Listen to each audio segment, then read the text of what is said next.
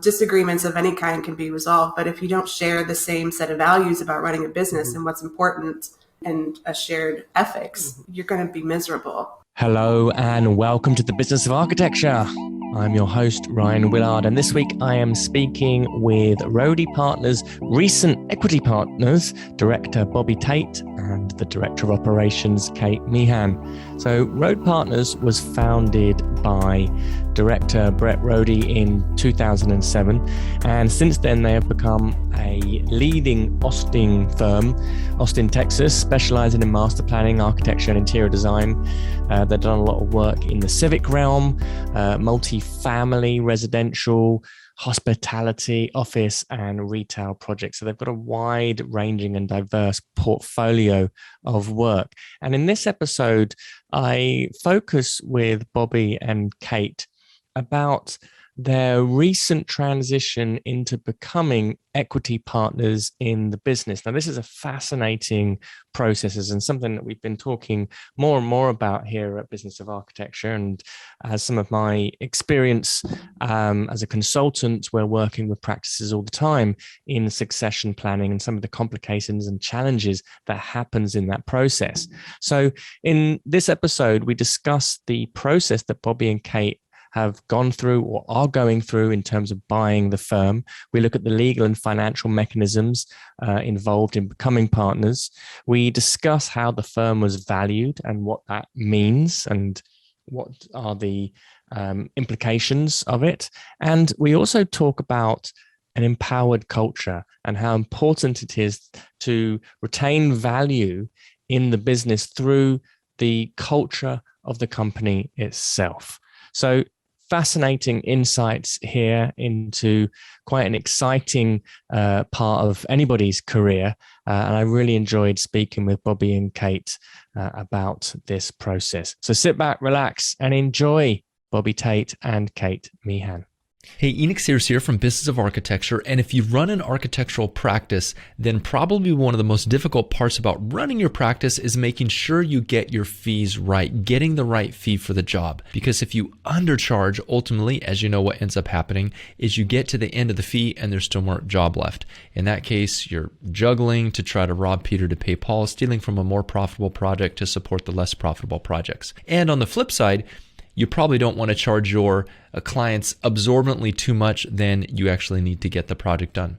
So the question is, how do you charge the right fee? Well, one resource that's been lacking in the architecture industry for a long time now is some sort of guide or comparison about what architecture firms actually charge. If you try to run a Google search on it, what do architects charge, you'll find some outdated information that's wildly inaccurate. And so I just want to record this quick little video to let you know and so you can look forward to something that we're doing here at Business of Architecture, which is we will be launching a comprehensive fee report talking about and just revealing what architectural practices around the United States and elsewhere are actually charging, how they set their fees. Do they do percentage of construction cost? Is it stipulated sum? Is it hourly not to exceed? Also, what are the particular amounts? We're really excited about this because ever since we founded Business of Architecture over 10 years ago, this has been a common question is like, is my pricing right? Is my pricing right? And so this is the question that we hope to answer when we release in December. We'll be releasing this fee report. Now, one of the advantages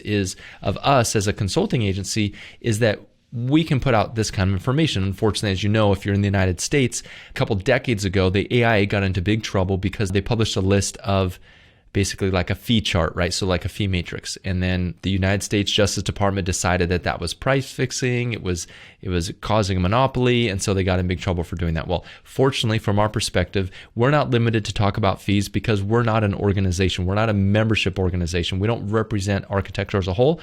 We're simply a consultancy. And as a matter of fact, our job and our business is to help architectural practices to succeed. So this is why we're super excited about this. So this is just a heads up. Make sure you keep your eyes out on your inbox. If you're not already on our email list, head over to businessofarchitecture.com. Make sure you sign up for our free live video training, and then you'll automatically get put onto our email list. So you will be the first to be notified when we release the fee and compensation report. All right. This is specifically tailored for you if you're a small architectural practice owner. You'll get to see very clearly what other people of similar size firms, similar size demographics, similar typologies are actually charging, how they set their fees. So you can start to answer that big question is, I wonder how I fit into what my competitors are charging. This podcast is produced by Business of Architecture, a leading business consultancy for architects and design professionals. This episode is sponsored by Smart Practice, Business of Architecture's flagship program to help you structure your firm for freedom, fulfillment, and financial profit. If you want access for our free training on how to do this, please visit smartpracticemethod.com. Or if you want to speak directly to one of our advisors about how we might be able to help you, please follow the link in the information. Bobby, Tait, welcome to the Business of Architecture. How are you? Great. Doing well. Delighted to be here. Good stuff. So you guys are partners at Rhode Partners based in Austin, in Texas. And you guys have recently become equity partners in the business. Yes. That's correct. So I think that's probably a good place to start the conversation of, well, first of all, what is an equity partner? What does that mean for you guys? So for us, it means that, we now hold shares in the company. So, with a typical business setup, there's a certain number of shares in the company. And, as you acquire shares, you're now an owner within the company. So both of us are now minority shareholders within Rhode Partners. Yeah, for us, it's kind of a long range plan. Brett Rhode, who founded the company back in 2007, 2005, there was a little window where he had another partner, but Rhode Partners started in 2007. And, he's looking for the horizon right now. So he made a plan that's sort of long range, and we're playing it by ear. So he's got lots of opportunity, but each year he kind of takes a little bit of a step out and a little step into his beautiful little place he's made for himself in Marfa. And then we acquire, or other new equity partners get some of those percentages of ownership until he doesn't have any anymore. That's the new guard. Yeah. So this is always an exciting process in a company's history, is when the next generation of partners kind of come on board, and there's a lot of challenges as well that are involved in this. What were your individual pathways to becoming partners? Was it something that was a career goal of yours, or did it happen much more organically? I think for me, it's a little bit of both. Obviously when you set out in the architectural profession, you're looking to become, to practice on your own, and then, become a bigger part of a firm, whether you're a sole practitioner or, you're a partner at a larger firm. So obviously setting out early in my career, that was something that was kind of in the back of the mind, but not necessarily the one thing I was striving for. But then, as kind of I grew and have worked here with Brett for a number of years, it became apparent that was a path forward, that was something that very much interested in me, and the ability to kind of not only shape the work, but shape the office at the same time. And, just how the work is done, how the culture is shaped, and also to kind of chart that path forward as a firm, and the type of work we want to be doing, and where we want to go in the future. So it's a little bit of both. It was both organic as well as, something that was probably back there in my mind as something I did want to strive for. And Bobby, you've been around pretty much from the beginning, right? So I came on board in 2007, kind of right as the firm was forming, and Brett and I have worked together, Brett Rhode, since that time. And when you work with an individual for over 15 years now, there's you get there's a certain camaraderie and a certain way that you learn to work together and collaborate and produce great work. And through that, it's really become apparent to me that I want to continue that even after, he starts to transition out of the day-to-day design work and running of the business.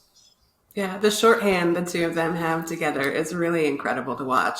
And it's not like a mentor-mentee sort of relationship anymore. Bobby is definitely, he's got such a wealth of knowledge just from the work that he's done on his own that the two of them consult each other pretty regularly on everything. It's it's really great. It's not. It's really clear that I've been with Rhode Partners for just over 5 years, and it's always been clear that Bobby was the heir apparent. He often serves as translator for Brett, and that's that's really great.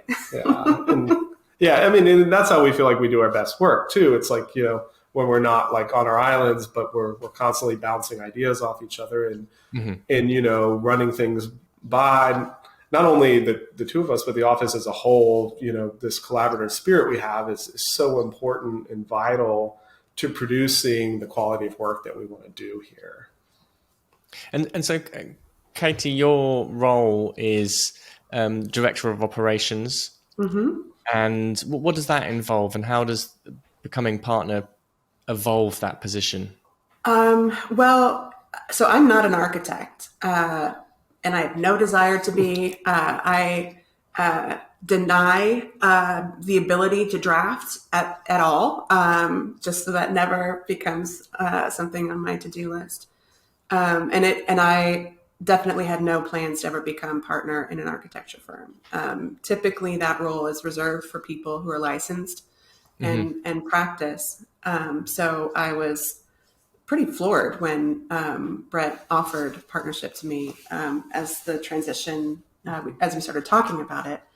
But my role is everything but architecture. I work on the contracts. I put policy together. I negotiate our health insurance. I make sure that we have snacks. Like it's pretty much any administrative anything.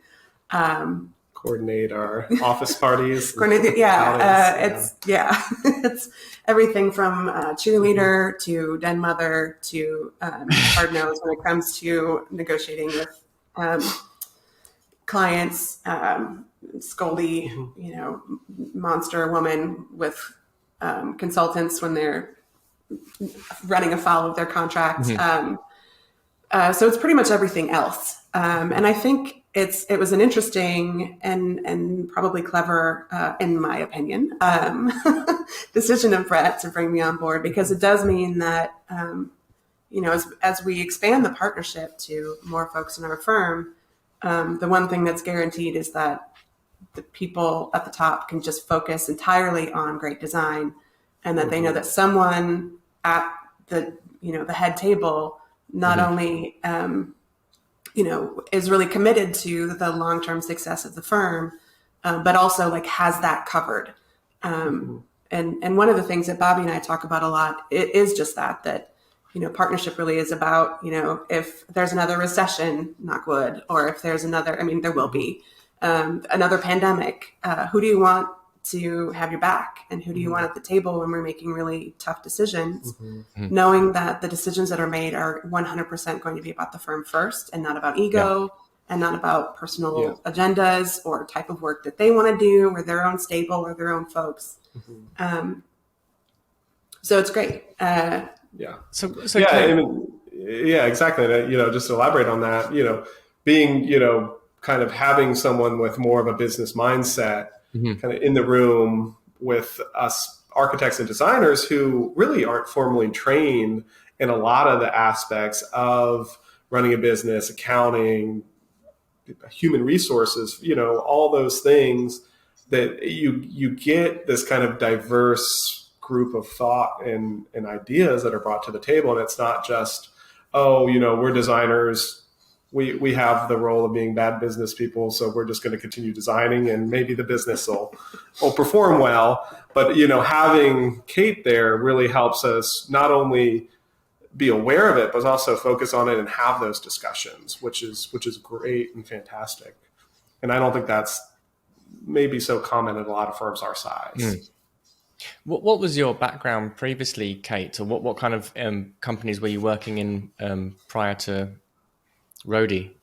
So I actually started my professional career in an architecture firm that was much smaller Mm-hmm. and focused primarily on urban design. And because it was so small, I wound up doing really a lot of stuff that I probably should not have been doing. I mean, not just doing administrative stuff, but I was doing a lot of massing exercises and studies and code studies and things like that. That really, I mean, for someone right out of college, I don't know what they were thinking.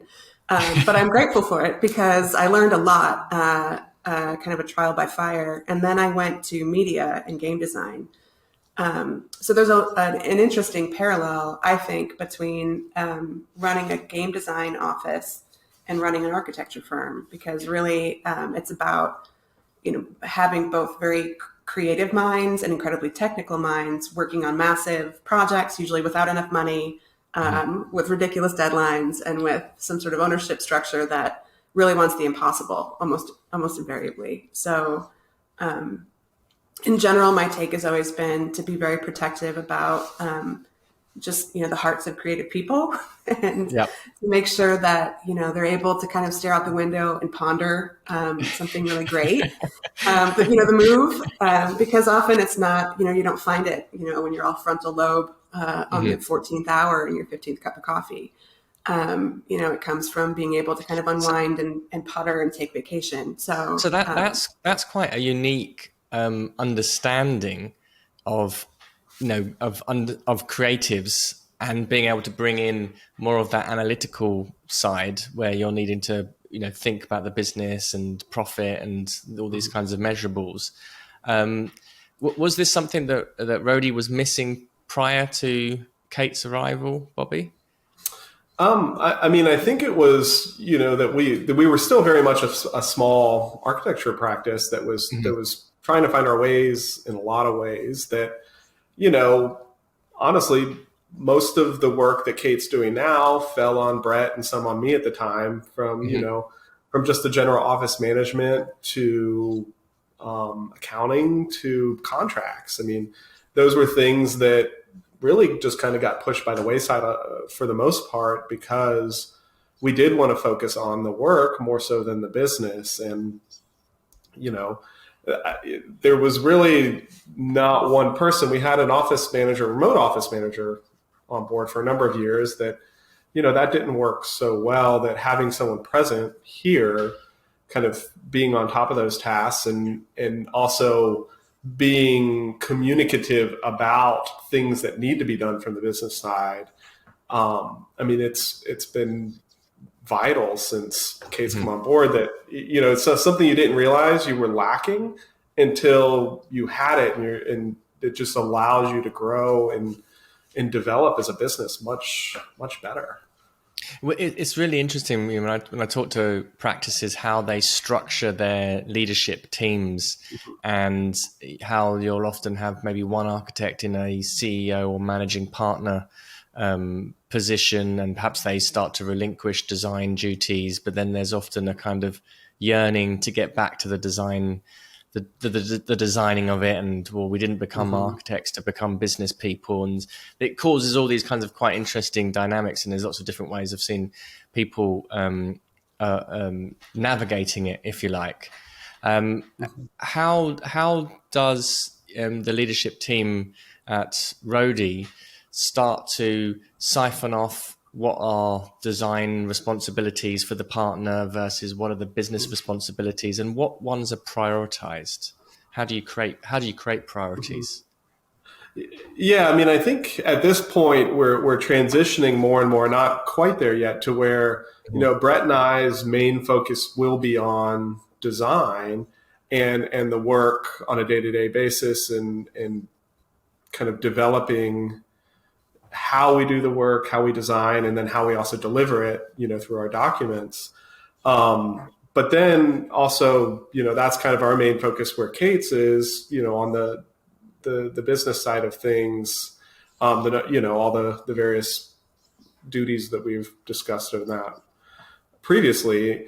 But what we do is, we're very communicative. So we meet once a week and we go through both, this is what Brett and I are doing. This is what Kate's doing. These are some of the concerns, some of the, problems is probably a harsh word, but some of the issues that we're trying to work through within the office right now. And then looking ahead, this is where we want to be. And, that kind of growth planning and planning for new work and kind of the dreaming aspect of it. So we meet pretty regularly so that allows us really to focus on what we want to be focused on, which is design, and Kate kind of focus on the business side, and then us all come together and have a conversation so that we're not kind of working in two different silos, where we're very much in synergy as an organization on those silos.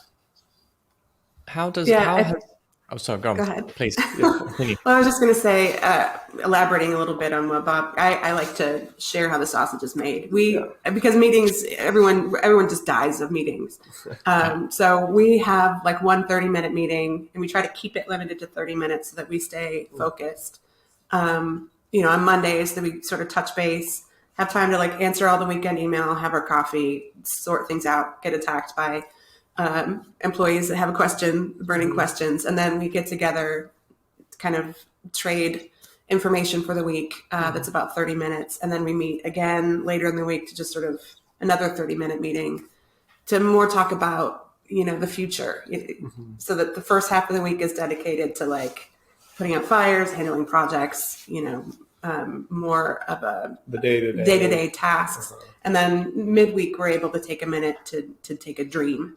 But we have an open office, and we all sit very close to each other. So while we say that we have these 30-minute dedicated meetings, really there's so many little micro meetings where, we push our chair backs and put our hands behind our head and say, Bobby, what do you think about, or, hey, Brett, I'm dealing with this. I've never seen this before.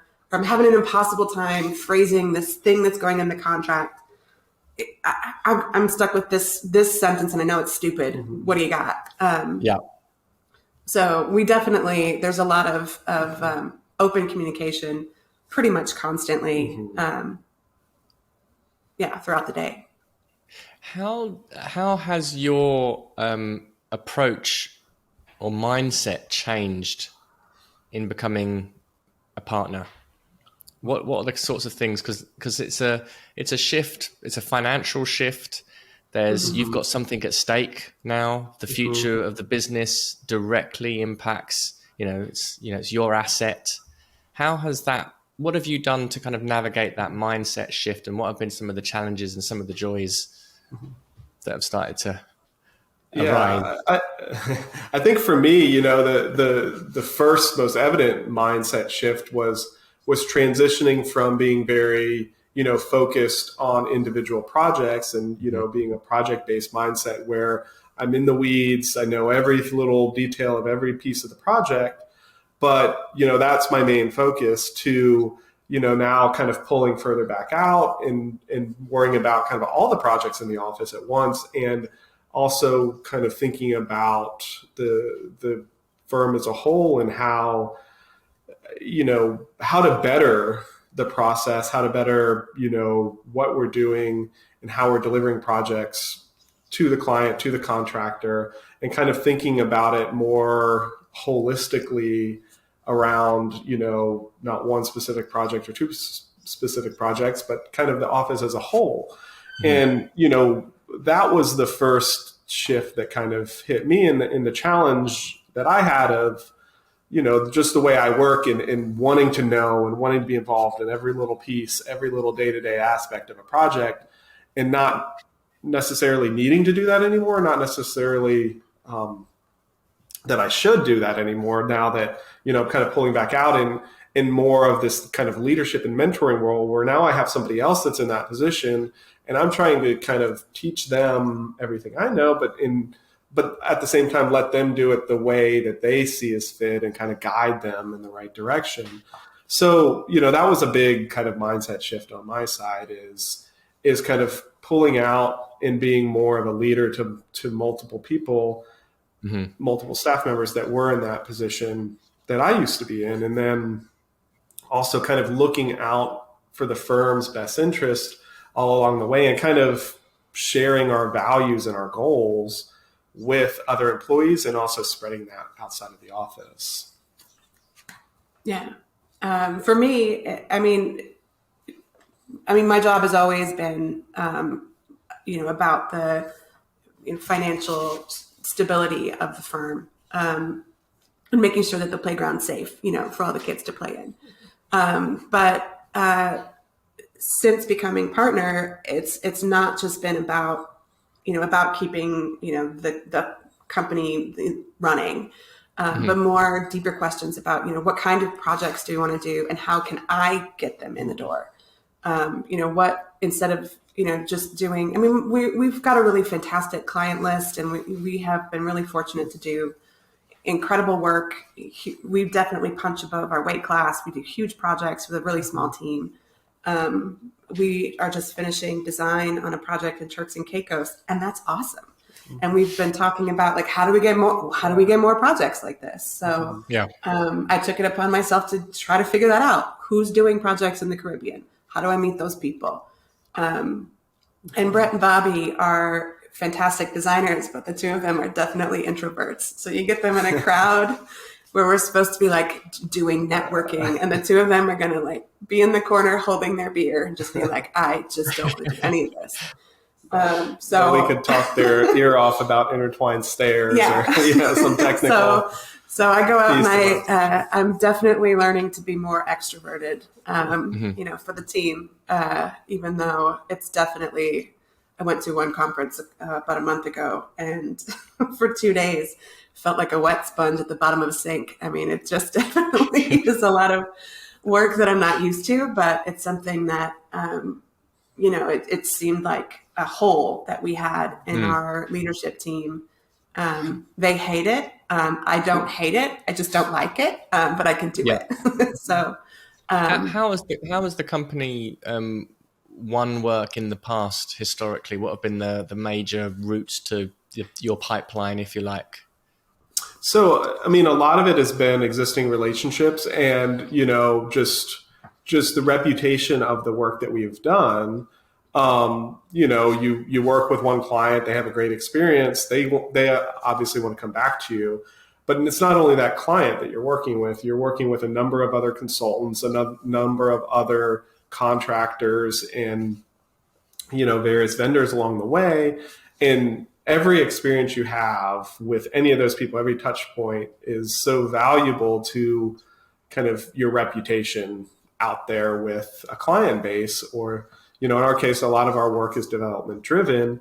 And, if you have a good experience with one of those developers or a contractor that works a lot with those developers, that gets out pretty quick. And they want to give you a call. They want to talk to you. They want to see what the experience is really like with you. So, kind of that sometimes gets lost that we are a service industry. We're a service-based industry, and how we interact outside of our office is so valuable to new work and bringing in new work. So, that's a big way that we've gotten a lot of big projects over the years is just by performing well, designing great buildings, and then also along the way having those great relationships that are developed that people just want to work with us moving forward.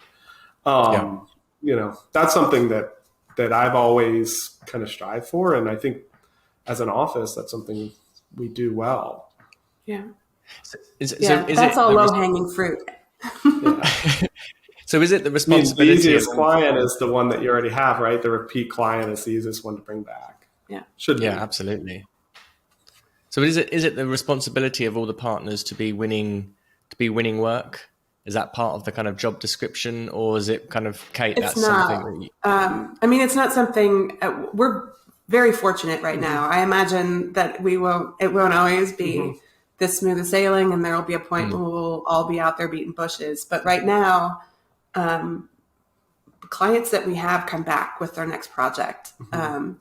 So a lot of it, comes down to, are there sites available, or is there financing available? And if the answer to both of those questions is yes, we have work. The question is, as we grow as a firm, those clients can sustain a certain number of employees, but if we want to grow, we need to find new clients. So often, and we're finding new clients all the time. People call us up out of the blue with the site, or they see studies we've done on sites that they're looking at and call us. We've got fantastic engineers that we work with that recommend us all the time, and we're obviously grateful for that. But for the most part, we don't have to bring in work. It finds us, except when we're talking about the Caribbean, because they don't know us yet. But, So there's kind of, capitalizing on the portfolio and the history of the practice, which is naturally kind of providing organic referrals and organic leads. And then there's more new initiatives in new sectors and new areas, which are kind of being led up in the company. Yeah. And a lot of that is part of our planning process where, Kate said we have this 30-minute meeting every week where we dream and kind of talk about, well, where do we want to be this long from now? Where do we want to be that long from now? And and a lot of what those discussions are starting to be based around is that we don't want to grow to the size where we ever have to just take a bunch of work to kind of fill the coffers and keep the practice running. We want to be at this nimble size as we grow incrementally, that we can still be kind of picky about the work that we take. As designers, we really want to have projects that we enjoy doing, and not projects that we feel, oh, well, we're just going to do this because we need the revenue. We want to kind of continue to have that mentality to where we don't have to go out and just find anybody and everybody who has a project to bring in the door. We want to be selective about that. And I think that's kind of based on, our marketing efforts are based in that as well, that we're not, that's part of the reason we're not just actively always out there beating the bushes. Got it. Great. And now the process of actually becoming a business owner of an existing company is really fascinating.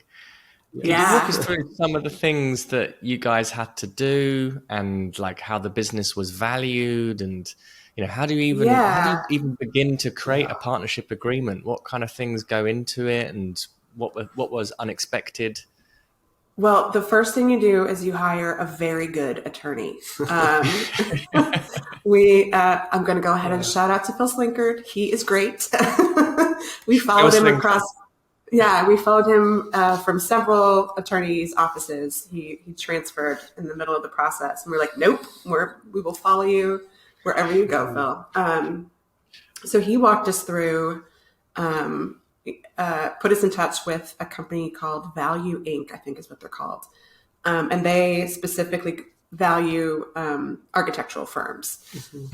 So that was the first step, is to get a valuation done. And that, based on the way that our partnership is organized, happens pretty much every year, I think. I don't know. It's our first year. We're new at this. So second year of getting evaluation. Yeah. And what was really tricky, so partnership documents happen all the time with other types of firms. So it's not necessarily reinventing the wheel. A good corporate attorney has that language already put together. Where it was interesting for us is that in most law firms, you buy in. Like you show up with a boatload full of cash and just offer it to your firm to buy in. And that's just not what Brett wanted to do. He didn't want to saddle us with debt or have us take out loans or dip into our 401ks. So that was a whole thing that we really had to talk Phil through, because most of these steps involve a buy-in, which we didn't do. Gosh, we're so lucky. I mean, it was essentially handled as a transfer of shares as a bonus, is the way it was structured in legal terms. And in doing so, that's a mechanism that you're allowed by both, the IRS and everything else to transfer shares, based on the valuation that was done that year. But yeah, there were other things too about working with the attorney. Is that, the shareholders agreement was, a little stuffy, little, rigid for a design firm. So, as the process went through, there were some certain terms of the contract that, we worked through a little bit and more tailored towards what our practice actually is versus, say, a large accounting firm or, a group of attorneys or things like that.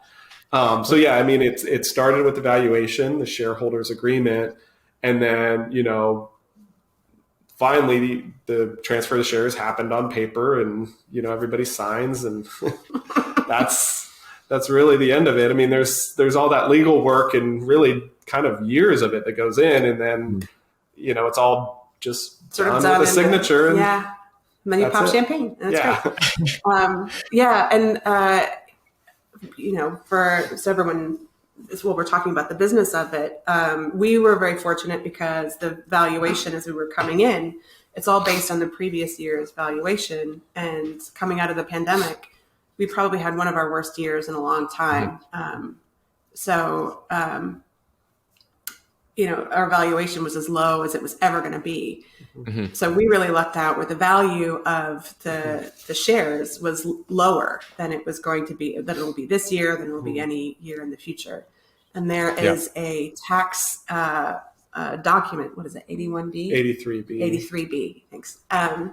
That basically lets you, so the shares sort of are vested over a series of years, but it lets you take the value of all of those shares using the valuation from the first year. So you're taxed on all of your kind of that valuation is kind of frozen in time. Yeah, but you pay taxes on it that first year instead of paying taxes on it as you're vested over the next 4 years. So you kind of gamble that it's not going to get, that the valuation of the firm is going to stay as low as that. And then also you're not going to do something stupid and wind up fired in the next 4 years. It was a really great opportunity to do that because we happened to have just a bummer of a year. And then the very next year it turned right around. Well, this is like you say, the interesting thing with the law firms is that the lawyers will often, they'll buy in or they'll take business loans out to be able to buy into the practice. And with generally architecture firms, there'll be some sort of deferred compensation plan, or it's taken out as you said, like profits, or all it's kind of earned in. So there's a sort of acknowledged sweat equity that the incoming partners have produced over years of loyalty and contribution to the company, and then that's kind of given a bonus value, if you like. Exactly. And then obviously, when you have an outside independent agent coming in and they're looking through all the books and looking at what the company's worth now, and there's so many complicated factors as well in terms of like the history of the company, where's the goodwill.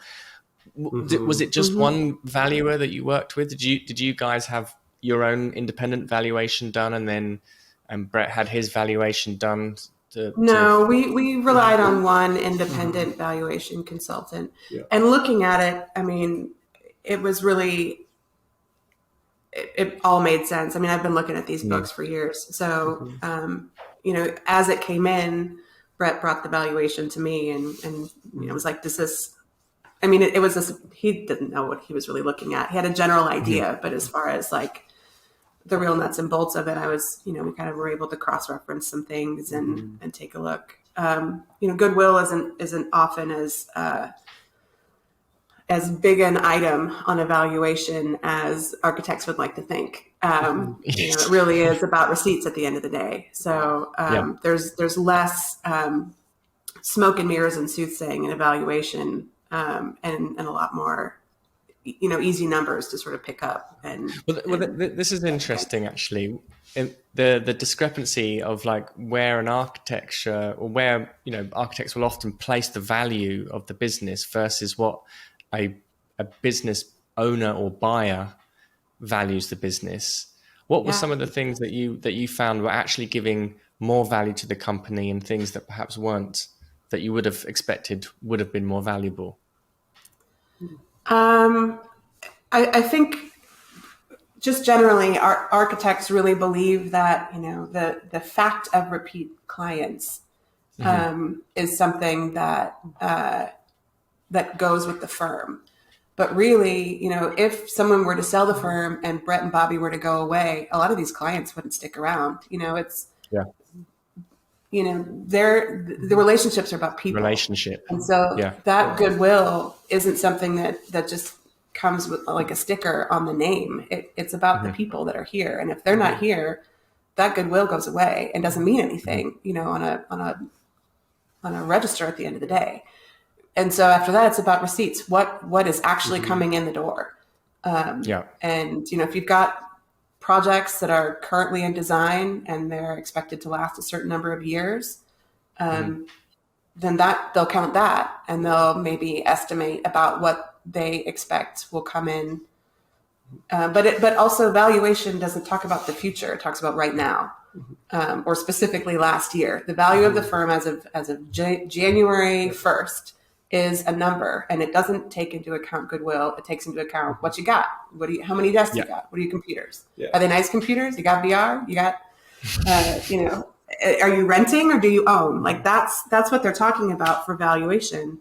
They don't care about whether you've got a guy who's come to you with 80 high-rise projects and will always come to you. If you leave, he's going to go find someone else. Yeah, and what I'll add to that is, you hit on that it's a black and white document that's all about numbers and what the firm's actually valued at. But architects, me being an architect, you always look in the past as what your value is. You look at your award-winning projects in this portfolio you've built, and that's valuable to an architect. But when you send it to an accountant or evaluation firm, that's all in the past. You've already billed that work. You've already been paid for that work. It's sure it'll show up in the history of your revenue, but that the buildings and kind of your accomplishments and your awards, that's not even factored in to the valuation. So, as an architect, that's kind of the big thing I see is that your past work to them doesn't matter much. It's all about the numbers on the paper, Yeah. So that's the business side versus the artistic side, Yeah, and that's so fascinating because when you start looking at it like that, and it can seem almost a bit harsh in a way that the valuation is not taking into account this kind of history of the practice and the portfolio. It's kind of looking at where it is now. So again, as an architect, that's your life's work that they're just disregarding. It feels like to you. Well, and it's also why you get a valuation every year, because it changes year on year. It really is more of a snapshot of a company's fiscal health for that year. And that'll change year on year. Yeah. And for you, because now it's like your owners, this is your asset. What are what's most valuable for you of being owners of Rhode? I think for me, it's the opportunity to kind of lead the firm into the next generation and to continue to be able to be part of the work and also, be a vital part of that work and develop, our kind of design aesthetic, and also develop the business and get more involved in the business side of things and have effect on, our day-to-day, operations here. And not only, that can be from like how we interact with staff to how, we produce projects and deliver projects to dreaming about the future. And, all of that is exciting to me. And I don't feel like there was a switch that switched when, equity was transferred to me. It was just, it's always something innate in me that I always kind of took pride in the work that I do and always kind of looking beyond and now to, just kind of have that solidified that, I'm a part of it moving forward is really what I find value in personally. For me, it really is an opportunity. I mean, I've always, one of the reasons why I do this is because the way that creative people work as a team to produce something much bigger than themselves is really fascinating to me. And if, they build buildings and I build team environments.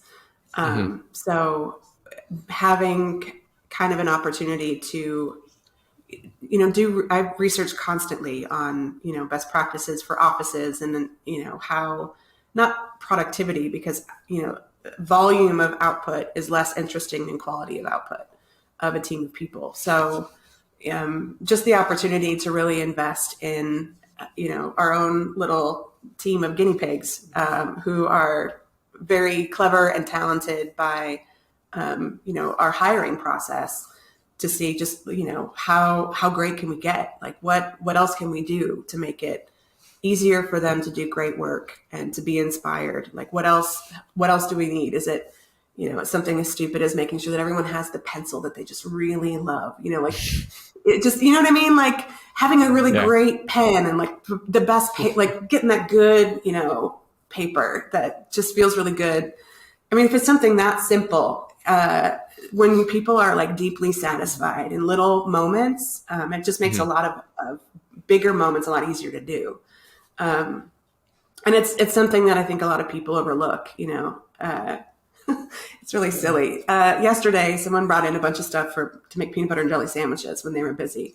And I was so horrified because to me, it meant that, like, do we need better snacks? Like, what does that mean? Like, do we need heartier snacks around? We have to bring in PBJ stuff. And to me, I just thought, oh, they like peanut butter and jelly. They just want to make some sandwiches. And I went down like this horrible Google rabbit hole about like, better nutrition for creative minds and that kind of thing. So, Love it. It's about really finding ways to dig in and new, once you have the machine of the business, it doesn't take a rocket scientist to make sure your books are right. There's some finesse in negotiating a contract, but when you've got a lot of repeat clients, that contract pretty much just washes and repeats. So there's a lot of opportunity to really dig into the science of creative work and the science of teams and, the way people make things better. And that's great. I'm fascinated about that. And now I have the opportunity to do it with purpose and there's financial reward for doing a really great job. What does it look like in the future of Rhode in terms of opportunity for the next generation or for other people to become partners like yourselves? How is that being structured in or discussed or planned for? Yeah, so it is being discussed, pretty regularly that, Brett has kind of a transition plan where he's planning to transition out completely over the next number of years. And at the same time, we're trying to grow the firm, to a certain size to take on, some of the larger projects that we're really interested in doing. And in doing so, there's a plan to bring, one or two more partners on strategically over that time period. Both, just to help transition to that next generation, but also to make sure that we have the right staff in place to do the type of work that we want to do. And that's so vital to it. I know that the AIA, the American Institute of Architects, puts out a lot of different metrics when it comes to businesses and how businesses operate and the number of, principals per employees and all that type of stuff, which it's something we're very aware of and we do look at, but isn't necessarily so important to our growth plan. So, it's all about getting the right talent in place in those positions to help us grow and help us take that next step to getting the larger scale or, the right projects in the door in that next generation. Yeah. I mean, to answer your question in two parts, you talked about starting, how we hire and mentorship within.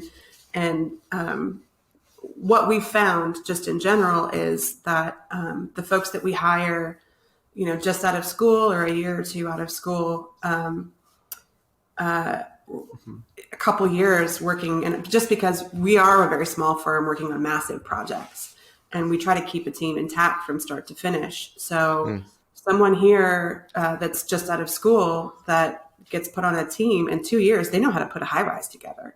They've touched every part of it. We have them as part of a CA team from the beginning. So they're answering RFIs, they're dealing with submittals. They're really seeing how a building is put together. from the beginning. And when we hire people who have 5 years of experience from someone else versus our folks with 5 years out of school, there's no contest. Like our folks are, I mean, I'm going to toot their horn. They're brilliant. They're really clever. They learn quickly. They're curious. They collaborate well. They're excited. They come to work ready to go and do something new every day. So it makes it really easy and difficult to think about the future. Because when Bobby and I have talked about this over beers a few times, you know, it really is picking a marriage partner when you're talking about equity partnership, because it's someone that, you know, if something terrible happens and everything burns to the ground, you know, what 3 or 4 people are going to rebuild the ship with you, you know, like, because that's what equity partners are for. Like when it gets terrible, who do you absolutely need on your team? And so there's a lot of times that we're, you know, as we're looking at folks, you know, in the office, it's not just about whether their, you know, sort of design aesthetic works well with Bobby's and Brett's. It's also, you know, when they're talking about a project, are we talking the same way? Or if we're not talking the same way, is it, you know, something that enhances the conversation, or is it just weird and combative and everyone walks away a little annoyed? So, you know, it really is about a collaborative team that's running an office, and we're picking teammates at that point. Yeah, there's a shared vision there, you know, and kind of your values are very aligned as well. Yeah, so that's a really big part of it too. I mean, when it comes down to it, aesthetic disagreements can be resolved. You know, disagreements of any kind can be resolved, but if you don't share the same set of values about running a business and what's important and a shared ethics, you're going to be miserable.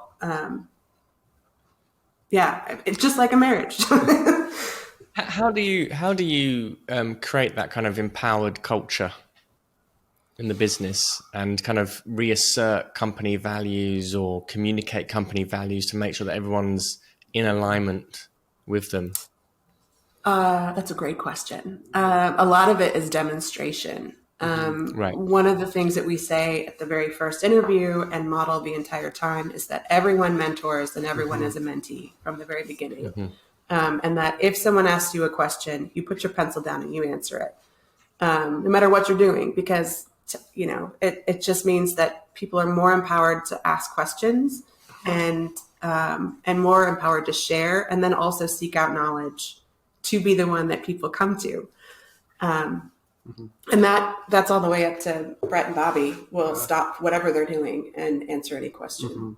Yeah, I mean, we give our staff, especially our younger staff, a lot of freedom compared to other firms from day one, you know, in this kind of this collaborative atmosphere that we're trying to foster here, and that we know everybody's learning, and the best way, at least in my mind, to learn is to do. So, you know, from day one, we tell everybody that you're going to have a lot of freedom to dive into these projects. You know, you're going to wear a lot of hats. You're going to touch every piece of this project. You're going to hit every phase of this project. But along the way, you're going to have the support. You're going to have the mentorship to guide you where you need to go. So, you know, like we have some smaller teams and some bigger teams. And, you know, within that team, everybody should be learning from each other. And, you know, we're trying to foster this really collaborative atmosphere through that. And to Kate's point earlier is by kind of giving that freedom early on. And with that freedom comes a lot of responsibility that our staff really appreciates taking on. You learn a ton, and you really kind of learn kind of every piece of the profession from, you know, of course there's design, but there's also the technical, there's construction, there's even, you know, dealing with sticky situations with clients and consultants and things like that, kind of those interpersonal and those communication things that, you know, an intern out of school necessarily isn't always exposed to their first few years. But when they're there present in the meeting, when they're working on certain parts of the design with a bigger team and fully immersed, that, you know, that's how everyone grows and how we think we get better as a design firm. It's also, we reinforce it a lot. We have every Thursday, we call it the unhappy hour, because it's at 4 o'clock. Everybody puts their pencils down, comes into the kitchen. We grab drinks, there's snacks, and, we'll go over, here's just, we're noticing that dimensions are getting gross in our, plan. So let's go back over dimensions so we're all on the same page. But we'll also discuss policy. As we came back from COVID, work from home was a whole thing where, we wanted to make sure that people could work from home, if they needed to, but, also make sure that we're so collaborative that working from home was just a disaster for us. It was, there's so many touch points throughout the day that, if you spend a day on your own with your headphones on at home, you wake up the next morning and you're completely off track. Yeah. But at those Thursday meetings, we do hit on subjects like that I think are very important to the culture of our office, because everybody is present at that meeting. That isn't just, Brett, Kate, and I sitting in a room making these decisions. It's, hey, this is something we're talking about. Let's all sit around the table. Every person here has a say. And then because of that, we have a discussion, and therefore everyone is buying into it at the same point in time. So it's not just saying, oh, well, you can work from home, you can't work from home. It is, let's all discuss it. Let's find out where everybody's at with it. And then at the end of the day, we come to this agreement and we move forward. And I think that's, our staff appreciates that, being part of that discussion and the buy-in that comes along with it. Yeah. From the beginning, I think ownership, I guess, is like, we develop policies together. So there's ownership sort of baked into the policy once it's settled. Folks right out of school are given chunks of the project to work through, but get to touch all of it. So they take ownership in the project from the very beginning. And I think in a lot of other places where I've worked, where decisions and credit and that sort of thing are reserved for people at higher levels in a hierarchy that exists, it's a lot harder to get ownership and buy-in from folks if they're not allowed to take pride in the work that they're doing or be involved. Great. If you, just to conclude here, if you had a slogan or a dictum that you'd want to represent your term in leadership, if you like, what would you say? What would be your rallying cry to the troops? Oh my goodness. Oh, that's going to take a little bit of thought on my end. Yeah, I think it would probably, that's a good question. So one thing that we talk about every time we hire people, and I think it is as we're sitting around in the first interview, we are always talking about curiosity. And that the folks in our office, not everyone thrives in our office. Not to say that not everyone is curious, but when presented with autonomy and time and empowered, some people don't like that. But the folks who are really curious and really want to dig in really thrive. So I think for me, and I'm assuming Bobby, I'm gonna go out on a limb and say Bobby too. Just cultivating a little enclave of really curious and passionate architects is my goal. And making sure that those folks really have a chance to do beautiful work. Yeah. Amazing. Yeah. And kind of to piggyback on that, architecture is a practice. Everybody's always learning, including, from someone who's been practicing 50 years to someone who's been practicing 1 year. And, one thing I like to strive for is to be a teacher,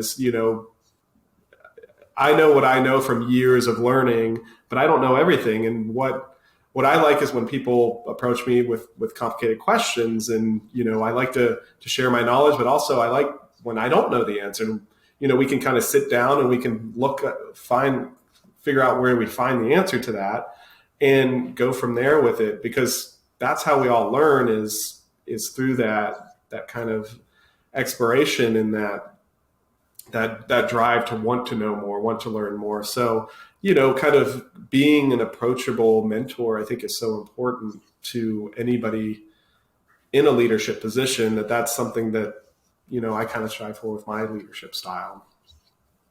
Love it. Brilliant. Thank you so much. Very inspiring to speak with you both. I really am very excited to hear about the culture of curiosity, of being both the mentee and the mentor. That's kind of like the role that everyone assumes in the office, and this idea of creating an empowered culture. So thank you so much for sharing those insights and your expertise today. And that's a wrap. And don't forget, if you want to access your free training to learn how to structure your firm or practice for freedom, fulfillment, and profit, please visit smartpracticemethod.com. Or if you'd like to speak to one of our advisors directly, follow the link in the information. The views expressed on this show by my guests do not represent those of the host, and I make no representation, promise, guarantee, pledge, warranty, contract, bond, or commitment, except to help you be unstoppable.